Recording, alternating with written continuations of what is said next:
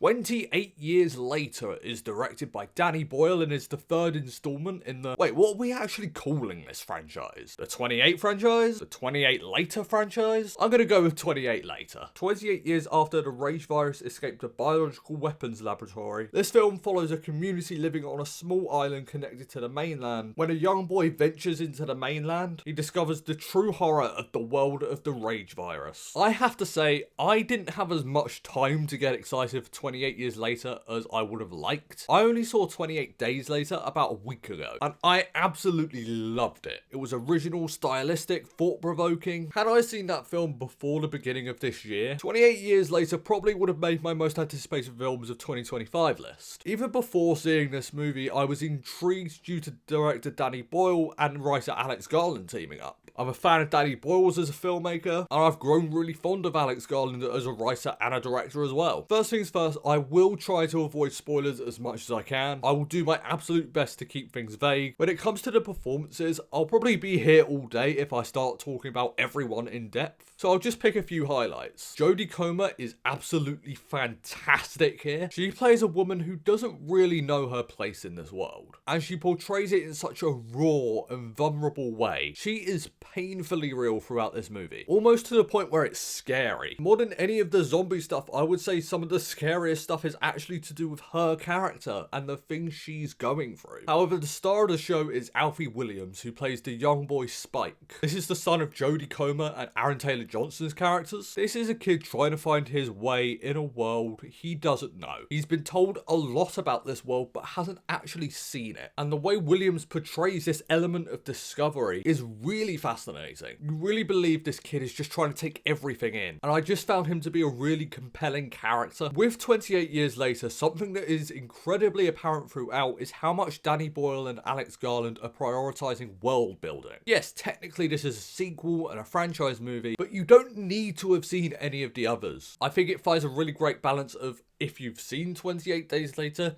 then okay, this certain thing you'll understand. But if you haven't, it's something you won't even think about as being something connected to the original. This is a film that stands purely on its own. It tells its own story. And with the world building, Boyle and Garland really expand this world. The way they play with genre tropes, the decisions characters make. None of this is typically what you'd associate with a zombie movie, so to speak. The decisions made here are not necessarily the most obvious, but they're really thought-provoking and they make total sense.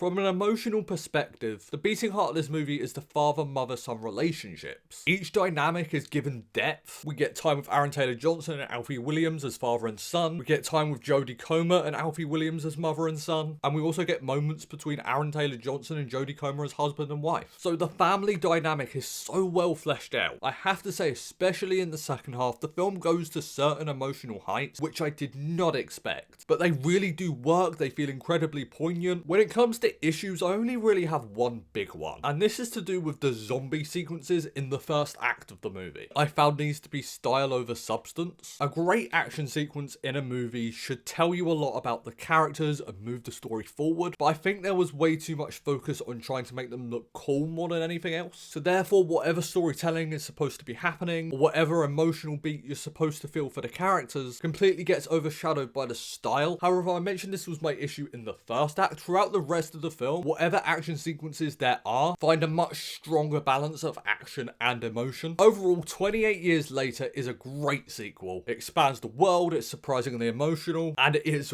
really bold in some aspects as well. I think this is definitely a film to be seen with a crowd, and I'm really excited to see 28 Years Later, The Bone Temple, which comes out in January. I'm going to give 28 Years Later an A-. Guys, thank you so much for watching this video. You guys are awesome. Blu-ray Billy, logging off.